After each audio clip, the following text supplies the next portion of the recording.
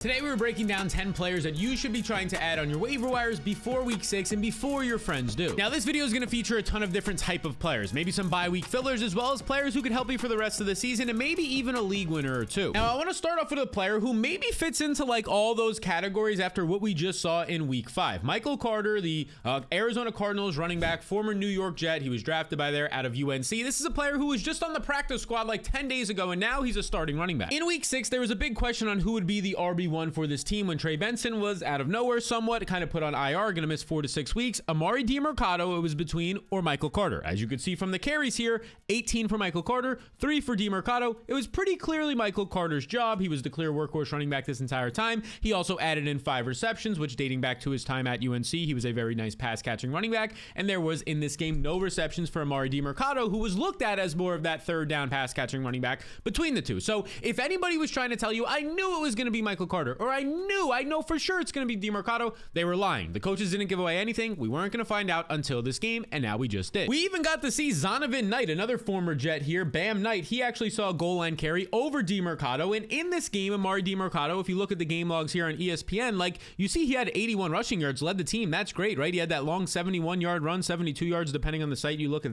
that's tracking this, but he ended up having, at this point, you've probably seen it now, it's infamous that he let the ball go before he got into the end zone. It would have iced the game, and then the Cardinals had the biggest collapse I've seen probably ever in an NFL game dating back to the Falcons Super Bowl against the Patriots. That would have put them up 28-6 in the fourth quarter. They would have won the game. They end up losing the game for a bunch of other mistakes. But anyways, DiMercato got chewed out on the sideline by his head coach, Jonathan Gannon, after that, and he's probably not going to get a lot of usage moving forward, or at least not next week. And while all of that was going on, Michael Carter was not only dominating the first 3 quarters before that happened, but the rest of the game as well. He saw 72% of the backfield carries. He saw an insane 15.6% target share. That's like a wide receiver 2 type target share as a running back, and he got one of the 2 carries inside the 5. The other one went to Bam Zonovan Knight. He had the 8th best weighted opportunities on the week, according to Ryan Heath over on Twitter. And if we pull up where he was getting all of his usage, obviously if you're playing like 70+% of the snaps, according to PFF here, the light green is what you're seeing from Michael Carter. He saw the majority of the goal line snaps, basically all of the early down usage. You come in here, he saw the short yardage usage. And now the third downs in the 2-minute offense,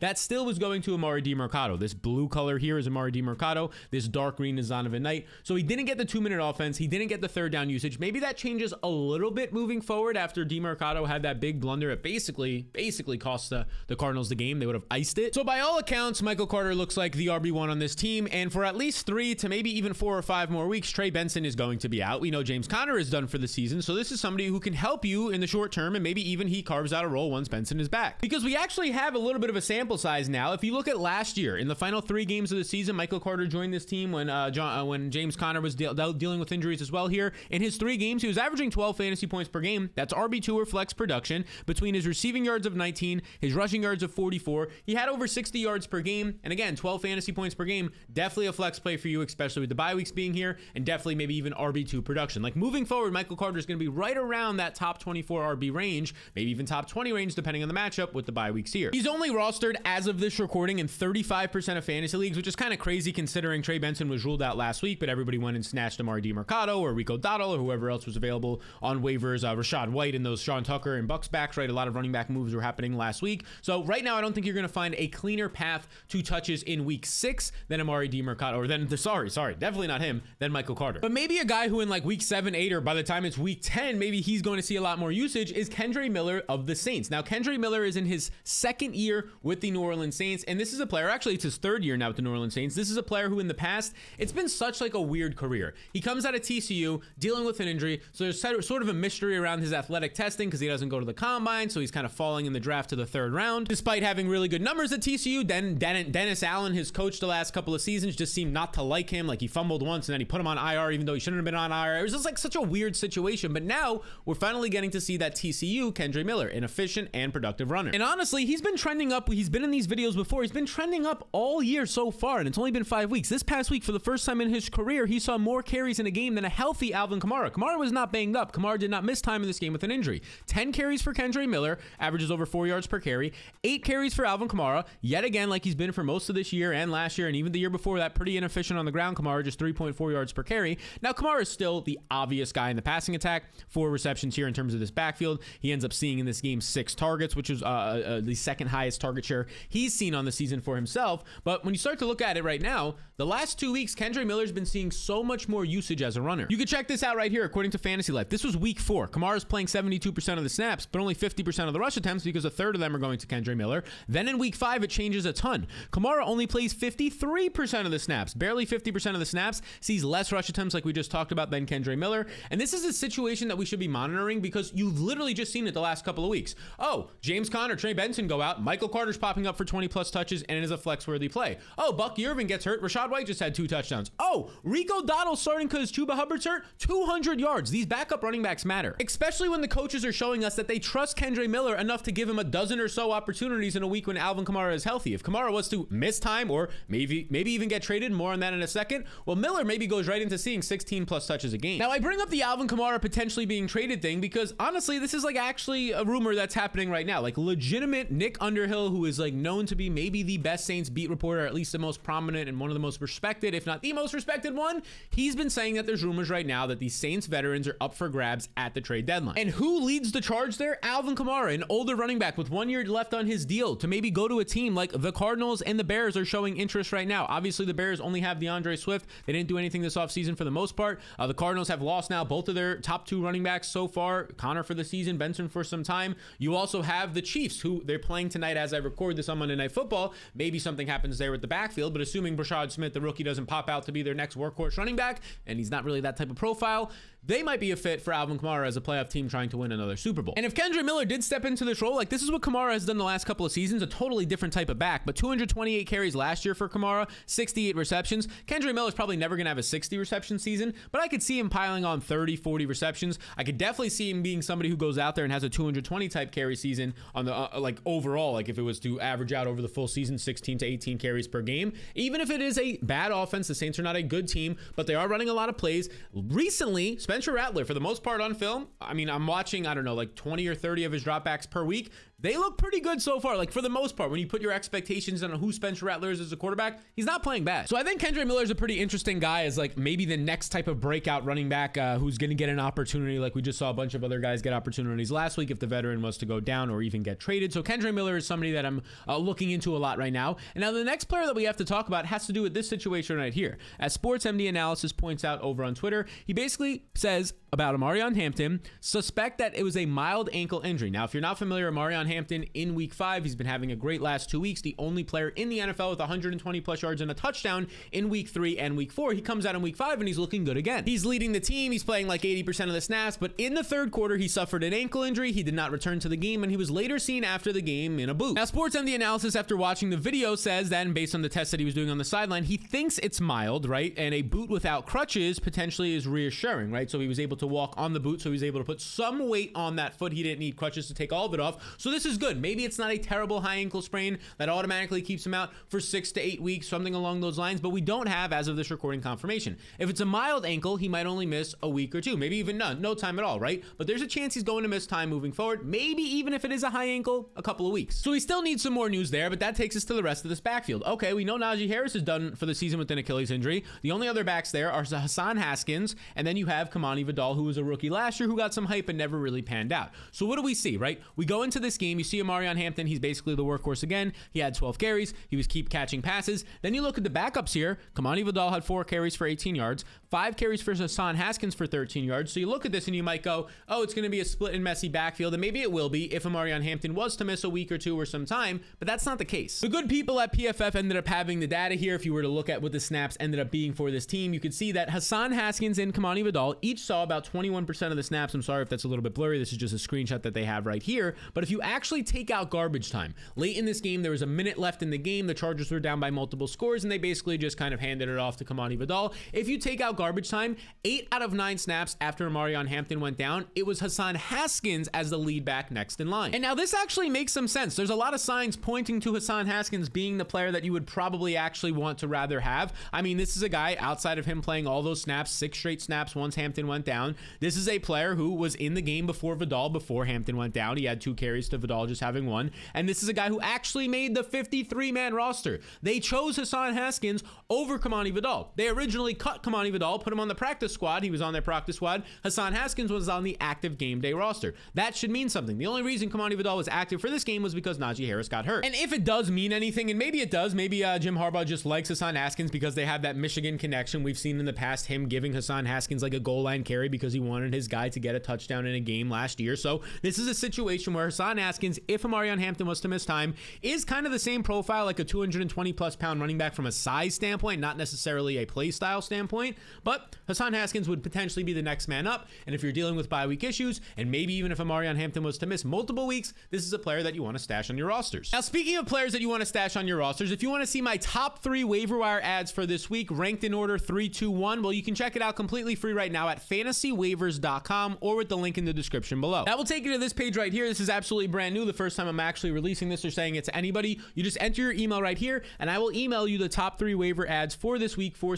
week 6, in ranking order 3, 2, 1 for the priorities that I'm putting in all of my fantasy leagues that I'm in. These are the 3 players in order that I'm targeting. You can check it out right now with the link in the description below or by heading to fantasywaivers.com. And just reminder, be sure if you don't get it in a couple of minutes to check your spam and promotional folders as well. Now, before we get into this next player, you should add just 2 seconds of your time to hit that subscribe button. We are so close to 200,000 subscribers. It's been a huge goal of mine this offseason and really for the entire year. So if you enjoy these videos, hit that subscribe button. It really means a lot to me. Now, the next guy up that we have to talk about, and you might roll your eyes at this one, it is Rico Dowdle. Now, here's the deal. Rico Dowdle, if you're watching this and you're in a serious fantasy league, is probably not available on your waiver wires, but there's a lot of 10-man leagues or 12-man leagues with short benches of 4 or 5 spots. Rico Dowdle is currently available in nearly 50% of fantasy leagues, believe it or not. Now, assuming you at least watched football for like 5 minutes this weekend, you probably saw something about Rico Dowdle having this type of career game. 23 carries, the Panthers come from behind win, 206 rushing yards. He had a touchdown as well. Oh, he wasn't done there. He had 3 catches for 28 yards. He's known as a pass-catching running back. We saw that in times at Dallas when he was the backup behind Zeke, and then when he actually took over down the stretch last season for the final 6 or 7 games. Rico Dowdle is a talented running back. We talked about him in this video for waivers in previous weeks as somebody who is getting serious and key snaps in the red zone and on passing downs over Chuba Hubbard. Well, then Chuba Hubbard re-injures his calf last week. He misses this week. He's now week to week. And Rico Dowdle, as expected, 68% of the snaps, a workhorse running back, seeing 79% of the rush attempts, 51% of the routes run. There's other running backs involved here, barely. DJ Dallas, a rookie, and Trevor Etienne, Travis Etienne's brother, right? But for the most part, it was the Rico Dowdle show. Now, with no Chuba Hubbard, Rico Dowdle dominated, as you can see from Ryan Heath here, for 238 scrimmage yards. He had 85% of the backfield carry share when you take out quarterback runs and wide receiver runs, just running backs. That's great. A 13.3% target share for a running back is awesome. That would rank top 5 to top 10 on the week at worst. And he saw both carries inside the 10-yard line. I mean, if you watch the game, if you look at the box score, if you look at the film, whatever it is, he was a clear and obvious 3-down workhorse running back in this game. And this shouldn't surprise you because he was literally doing this last year in Dallas when they finally gave him the usage ahead of Ezekiel Elliott. Over those final 7 games, Rico Dowdle was averaging 14.3 fantasy points per game. Between his receiving and rushing yards, the second half of the season, Rico Dowdle averaged 108 total yards per game. He was top 5 in the NFL in total yards per game, Rico Dowdle. So I'm not shocked now that he gets his first start this year. Yeah, sure, 234 yards I wouldn't have predicted, but if you would have told me he was going to get over 100 yards, I'd be like, yeah, the dude was literally averaging that the final second half of the season last year. And when you compare that to Chuba Hubbard, who, look, let's just be honest here. Chuba Hubbard, I love the guy last year. He looked a little bit more explosive. He has not been all that great this season. 4.1 yards per carry is average, 32nd in the NFL. If you look at overall his explosiveness this year, just 42nd in the NFL in terms of explosiveness, yardage, yards after contact, ability to break tackles, 36th in broken tackle rate this year. I mean, things are just not happening. Whatever you look at right now, his expected points added, anything right now for Chuba Hubbard isn't great. He is getting targets 4.3 per game. That's kind of how he stayed relevant right now, is targets and a couple of red zone touchdowns early on in the year. But for the most part, Rico Dowdle easily, the game that he just had is the best game that most running backs will ever had, but easily, like in that one game looked better than Chuba Hubbard has on like every single carry this year. And it should be at least noted that Chuba Hubbard, I mean, this was a re-injury to a calf. Calf injuries, just look at Christian McCaffrey last year, are very serious for running backs because they could lead to more things. They could lead to an even more strained calf. They could obviously lead to Achilles injuries. So he's week to week. The team doesn't plan to put him on IR. That's at least as of right now. Obviously, those things can change. But if you're having a calf injury and it starts to get re-aggravated like just 5 days ago from this recording, recording is when it got re-aggravated 5 or 6 days ago. I'm assuming he's going to miss week 6. Now, we'll see. We'll track the injury reports. But Rico Dowdle, if he misses week 6, guess who he plays next week? The Dallas Cowboys in a revenge game where the Cowboys chose Javonte Williams over Rico Dowdle, despite Dowdle averaging over 100 yards per game for them the final 7 games. So I think he might be a little bit ticked. He would easily be a must-start running back again. So if Dowdle is available in your league right now, I would stash him because you could probably get another 1 or 2 or maybe even 3 starts if Chuba Hubbard was to go on IR out of him or just miss some more time with that calf injury. And maybe even Dowdle now starts to actually take over this backfield or just siphon even more snaps, carries, and opportunities away from Chuba Hubbard. Okay, so there's a running back. Again, he's probably rostered in your league, but again, he's available in 48% of leagues right now, so maybe not. Now, the next player we have to talk about is a tight end because this is actually extremely interesting. I don't want to he's available in 50% of leagues right now, Darren Waller.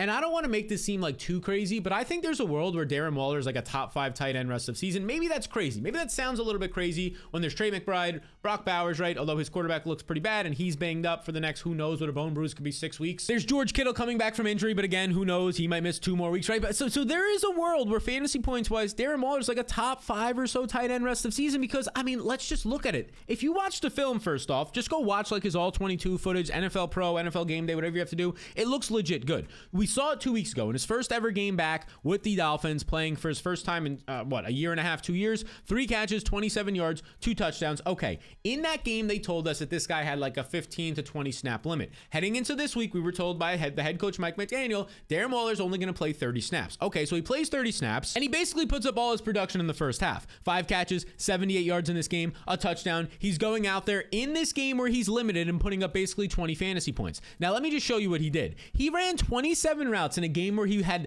30 snaps played. So he's going out there, playing 30 total snaps, running a route on 27 of those, so he's not blocking at all. And oh, by the way, most of his snaps are coming out wide or in the slot. Darren Waller is not a tight end for this team. Like, yeah, that's what his designation will say on the scorecards and on your fantasy website. He's their wide receiver too. He's running routes out of the slot and out wide. He's not blocking through these 2 games. He's literally their wide receiver 2 right now, which makes sense because they just lost Tyreek Hill and they need another weapon. You can see right here from late round QB JJ Zacharyson on Twitter, Darren Waller actually saw a lower target share in week 5 at 15%, 14.7, compared to what he saw in week 4 at 15.4%. That being said, though, we saw his route share go up from 36% to 68% week over week. By the way, him running 68% of the routes, again, he was limited. He only played 30 snaps this past week because he was on a snap count.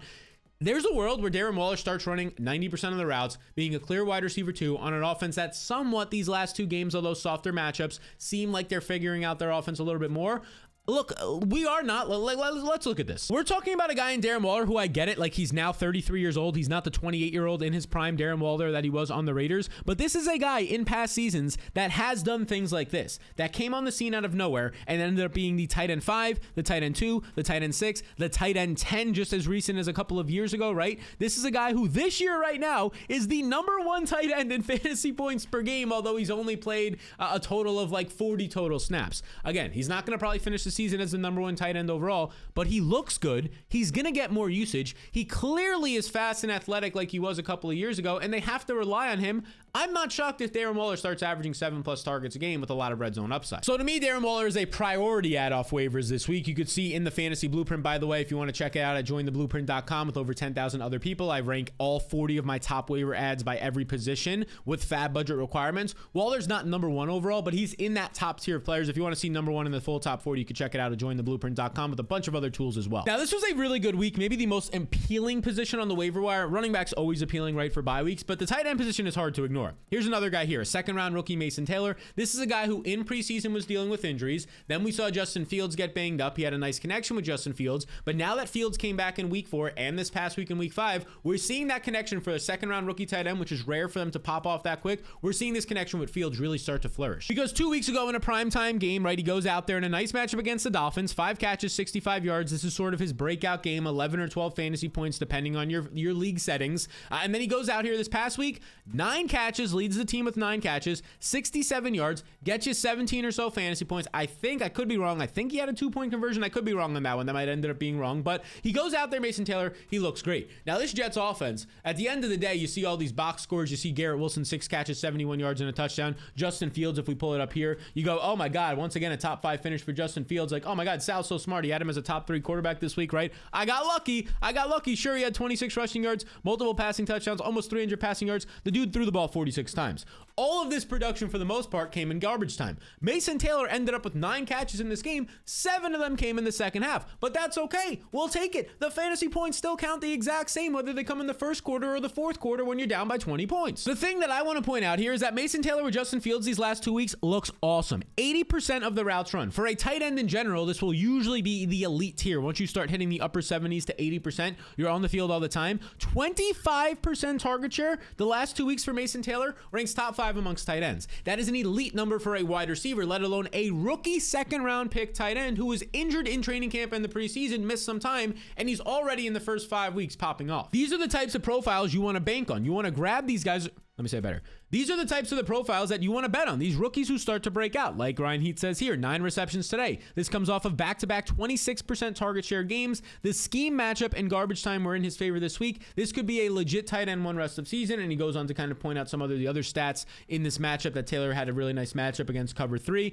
I agree here. Look, if Justin Fields is going to be the starting quarterback for this team, by all accounts, based on how he's playing, based on the contract that they gave him, and based on the fact that there's really nobody else behind him, Tyrod Taylor's not stealing his job right now. So if Fields likes Taylor and he has no other options to throw to, like, look at this. Garrett Wilson's his only option in the receiving game. Josh Reynolds is doing absolutely nothing. You look at the rest of the Jets wide receivers right now in the player profile, their game logs here. I mean, look at this. Tyler Johnson, no. Alan Lazard, I mean, come on at this point. Look at this. They have no other weapons. They drafted Arian Smith. He's done absolutely nothing for this team. It is literally just Garrett Wilson, Breece Hall, do whatever you can as a receiver and obviously as a rusher. And now Mason Taylor is emerging these last couple of weeks, averaging like 7 receptions a game. If you're not familiar with Mason Taylor, second round rookie out of LSU, and this was a guy who caught 55 balls last year at LSU in the SEC, and he had some serious target competition as well these past 2 seasons. 2 years ago, he had the target competition of Brian Thomas and Malik Neighbors, and he still caught 36 balls and earned a 12% target share as a younger tight end, right? That flourished again a little bit more in 2024 when he had some serious target competition as well at LSU. So this is a guy that I want to bet on. I prefer Darren Waller because I think he could just go back to being that top 5 tight end he was a couple of years ago in the situation he's currently in. I was just speaking very fast right there. Did you keep up? Hopefully you kept up, but if you didn't, the summary there, the cliff notes for you is I prefer Darren Waller, but Mason Taylor, he's a priority at tight end right now. I mean, rest of season, probably close to a top 10, definitely a top 12 tight end. Okay, now you might be saying, oh my God, we've talked about some running backs. That's awesome. We need running backs. Oh, some great tight ends. What about the wide receiver position? Well, believe it or not, this was a pretty bare week on the wide receiver waiver wire. I mean, there's just not a lot out there right now, but Isaiah Bond is somebody that we should at least talk about, a player who is a rookie, an undrafted rookie, although if he did not have off-field issues during the time of the draft, he probably would have been a second-round pick would be my guess. Like, I think that's where he would have been taken coming out of Texas for a player who was talented and had everything, had the speed, had the ability to win against press coverage. Okay, so let's see. Last week, we know that Cedric Tillman went down with a hamstring injury. Isaiah Bond saw some more usage. He saw some nice targets. This past week, 2 catches, 29 yards is nothing to write home about in the Europe game against Minnesota, though it was a tougher matchup, and he did see 7 targets in that game. We also saw in this game a new quarterback for the Browns, Dillon Gabriel. Now, I'm not going to say Dillon Gabriel is the quarterback of the future. I think the Browns are probably going to be drafting a quarterback next year, but Gabriel on 33 attempts, 190 yards, 2 touchdowns. More importantly, between him and Quinshon Judkins, the Browns offense in a tougher matchup against Brian Flores and the Vikings in a weird environment overseas in London in a weird game in terms of like your internal clock. Dillon Gabriel was at least able to move the ball a little bit more. Joe Flacco is arguably the worst quarterback in the NFL entering week 5. That's why he was benched. Dillon Gabriel was put in there, and at least for that week, they were able to move the ball a little bit more, which maybe gives you some hope moving forward during the bye weeks if you do need help with the replacement, because honestly, right now, Jerry Jeudy's giving you absolutely nothing. In games where he does not play Jerry Jeudy with Jameis Winston over the past 2 seasons, the dude is literally like outside of the top 60 wide receivers in fantasy. I don't think he has any upside at all. I think he's a borderline drop in 12-team formats, and I think Isaiah Bond, who, like, look, if Isaiah Bond was a second-round rookie and we just saw him see an 86% route rate, run 86% of the routes, that means, earn a team-high 21% target share amongst the wide receivers, like, if we saw all those numbers and he was a second-round rookie and not undrafted, like, he would have been a second-round rookie if not for the off-field issues, well, people probably would be jumping up and down for Isaiah Bond right right now, but they're not. Like, all the trends are pointing upwards. Obviously, the quarterback situation is pretty terrible, but he has like really no target competition at wide receiver, all the talent in the world, and he's starting to earn more and more targets. He just earned 7 targets from a rookie quarterback making the debut in Dillon Gabriel. And I think that's important because Isaiah Bond, to start the season when Cedric Tillman was healthy, when Deontay Johnson was on the team in training camp, Isaiah Bond, he joins the team late. He's probably like on the practice squad or the second team unit with Dillon Gabriel, and they probably have some sort of chemistry. We at least saw that last week. This is a pretty good tweet right here from JJ Zachariason. He said, Cleveland only targeted their wide receivers 10 times this past week, but Bond saw 6 of them. Depending on the actual stats and sources that you look at, he actually probably saw 7 of those targets overall. Depending on the sources, there was 1 target that could have been deemed either a throwaway or not. Some sites give it to Bond, some don't, but there's a chance where he sees 7 out of those 10 targets. And it should also be pointed out that Cedric Tillman, just as a reminder, was placed on IR. He's going to miss a minimum of 3 more weeks with a hamstring. Even when he comes back, who knows if he's able to open it up at 100%. Probably not. Probably going to take, if you're going on an IR to serious hamstring, probably going to take closer to 6 weeks to heal that thing fully. So Isaiah Bond's going to have a bunch of weeks right now during your bye weeks to at least be somewhat of a factor who's trending in the right direction. Now, before we get into this next younger player who is currently breaking out right now, I don't know if you know this, but I've teamed up with DraftKings Pick 6, the official daily fantasy sports partner of the NFL, and they're offering you a chance to win some real money. All right, here's what I'm talking about. Just pick more or less on 2 or more player stats, whether it's your favorite team, whether it's a guy that you like that week based on his matchup, and that allows you to unlock the upside to potentially win some real money. It's as simple as that. There's no convoluted rules. There's no gimmicks. You just pick more or less on some players, and then you watch those players perform. And now here's the best part, a little bit of a bonus for you. New DraftKings Pick 6 customers get $50 in bonus picks with just a $5 entry on your first pick set. This is your opportunity to put your football knowledge to the test. Just download the DraftKings Pick 6 app now and use code SAL. In partnership with DraftKings Pick 6, the crown is yours. Now, that younger player who is currently breaking out right now is another tight end. This is a second-year tight end for the Giants out of Penn State, 4th-round pick, super athletic tight end here, and Theo Johnson. And it looks like right now, his new quarterback, rookie Jackson Dart, loves the guy. Loves throwing to the guy over these past 2 weeks. I mean, let's break it down right now. Last week, Jackson Dart, in this game, he ends up having 3 catches for 17 yards and a touchdown. Theo Johnson. Now, you look at this and you go, that's nothing crazy. But then you go over here and you look at the targets. 5 targets for Theo Johnson. He ended up in that game having a 30% target share from the snaps from when Malik Nabers was injured. So he was getting 1 out of every 3 or so of Jackson Dart's targets. Then you have a full week for Jackson Dart in this offense to kind of develop a game plan without Malik Nabers. And you see here, Theo Johnson comes out, leads the team with 6 catches, 33 yards, another 2 touchdowns in this game. You scroll over, team high 7 targets for Theo Johnson. So now over the past 2 weeks, if we look at Ryan Heath's tweet right here over on Twitter, the Giants target share since the play Malik Nabers went down with injury, team high 21.6% target share for Theo Johnson. That's led to 3 touchdowns during that time, lots of goal line and end zone looks as well. Jackson Dart's clearly trusting him in key situations like the red zone and 3rd downs, and he's running 74% of the routes. Once you get in this range of 75% or so of the routes, like we were talking about earlier with Mason Taylor, who the last 2 weeks is at 80%, this is where you're like an every down player and you start to creep into being ranked as a top 12 weekly tight end. With now tight ends going on the bye weeks, maybe George Kittle doesn't return this week. Maybe you have another tight end who's banged up right now or you just don't trust. Like if you're choosing between guys like, oh, I don't know, Kyle Pitts and Mark Andrews or Theo Johnson is starting to get into a lot more lineups. I had to start him in the flex in one of my leagues that has 3 flex spots this past week, and he got me 20 plus points. And it's also worth mentioning that the target share might only go up because this past week, Darius Slayton injured his hamstring. So the team was already down their number 1 receiver, Malik Nabers, arguably their new number 1 receiver up there with Wan'Dale Robinson, definitely their number 1 downfield threat. Darius Slayton just injured his hamstring. At bare minimum, that's 2 to 3 weeks. If it's a serious injury, like Cedric Tillman's hamstring, it's going to be 4 to 6 weeks. So even more target share and even more reason why Jackson Dart should probably be looking towards Theo Johnson now. Now, the next situation we got to talk about is the San Francisco 49ers, who played all the way back on Thursday night in an awesome game against the Rams, because in this game, they did not have Ricky Pearsall. They did not have Juwan Jennings. They did not have George Kittle, and they still did not have Brandon Ayuk, who's on the injury report. So who were their wide receivers? Former wide receiver Kendrick Bourne, who they recently got back a couple of weeks ago, and Demarcus Robinson, who's only a couple of weeks back from being suspended. So these were the players going into that game. How did it turn out? Kendrick Bourne started the game off with a drop, and from that point forward, 10 catches, 142 yards, looked like a monster. Demarcus Robinson just 3 catches for 39 yards, even though he was getting targeted a little bit more early on. It didn't keep up.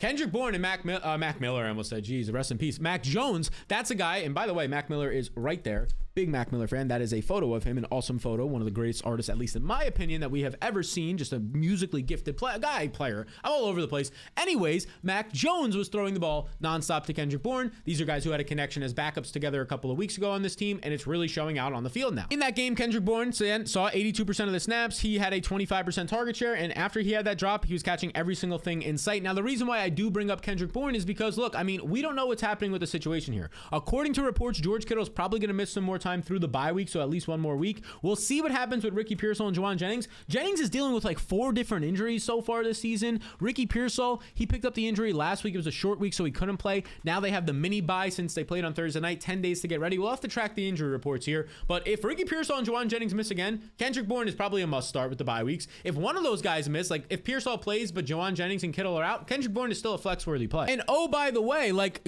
Mac Jones loves throwing to his outside receivers, like dating back to his time in college, dating back to his time with the Patriots. He has a history of hyper-targeting primary options. I mean, just look at last year. Brian Thomas Jr. was averaging 23 fantasy points per game on 12 targets per game from Mac Jones. Sure, Brian Thomas Jr. was also the best wide receiver on that team at that time, but Mac Jones loves throwing it to the outside guys. The next situation, and just a reminder, is that Jalen Colker could return at any point right now. He did not play this past week, but he could return at any point right now for a Carolina Panthers offense that could probably use him. They look the best that they probably did in the second half this past week in their comeback win. Final 4 games of last year, Jalen Colker, despite being an undrafted rookie last year, averaged 11 fantasy points per game on 5 targets per game. According to RotoViz, you can see right here, this was a flex-worthy play. And look, I mean, Tetairoa McMillan has been awesome this year, in my opinion, based on film. He's led his team in targets 8 per week every single week. He's led his team in receiving yards every single week. Wide receiver 2 Xavier Legette had a touchdown and a nice catch late in the 4th quarter this past week, coming back from an injury. But for the most part, like Hunter Renfrow, Bryson Tremaine, who's been out there a little bit more than he probably should. Jalen Colker is going to step, even Jimmy Horn had a big catch this past week, but Jalen Colker is going to probably step right back into being the number 2 option on this team in an offense that needs a slot winner, with Tetairoa McMillan on the outside winning and Jatavion Sanders, their rookie or their second-year tight end, being banged up. Colker's somebody to keep in mind and stash. Similar things could be said for Brashard Smith. He is a 7th-round rookie running back for the Kansas City Chiefs, who, if we look at his snap shares, and again, this is being recorded before Monday Night Football. Maybe you're watching this in Brashard Smith. Hopefully he didn't get hurt, knock on wood, for his sake. Maybe you're watching this and he popped off and he had a 20 fantasy point day. They gave him 15 touches and it's like, no duh, Sal, we should pick him up. He should have been earlier in the video. The reason why he's not, or the reason why he's at this point, is because this is before the Chiefs game. But if you look right here, over the last 3 weeks, 8% of the snaps, 12%, 24% of the snaps. He's going from 1 carry to 4 carries over these last couple of weeks. None of that is crazy, but behind the scenes, Andy Reid is saying that the offensive coordinator, the offensive coach, the play callers, they want to give this guy more usage. It makes sense because right now, Kareem Hunt and Isaiah Pacheco are giving you, at best, middling production. But Brashard Smith is somebody that you should be stashing right now in your leagues, honestly, regardless of what happens on Monday night. Like, assuming he doesn't get hurt, assuming he goes out there and just plays another 15 to 20+% of the snaps, somebody you want to be stashing on this offense that's only getting better as hopefully Rashee Rice comes back in 2 weeks. And at the quarterback position, we mentioned him earlier, but Jackson Dart has had back-to-back usable weeks in fantasy football. He was the quarterback 12 last week. He gets you 17.6 points this week, a top 15 quarterback, because of what he does on the ground. 50+ rushing yards in each of his first 2 starts. Looks like he at least is able to put together a passing attack. I mean, this past week, he goes out there and he throws the ball 40 times. It was a softer matchup against the Saints. He's completed 65% of his passes this year, goes for over 200 yards, had the 2 interceptions, had the fumble as well, just a phantom. He fumbled the ball without even getting hit if you watched it. 2 passing touchdowns. His prop line was only a half a passing touchdown, and he got us there. But more importantly, Jackson Dart, with the bye weeks being here and a lot of the top-end quarterbacks already rostered, is a player that, based on his mobile upside, can go out there and be a top 12 quarterback any single week if he just finds the end zone with his legs. So a player that, if you do need a bye week filler, is somebody who's definitely worth adding, him and like Sam Darnold.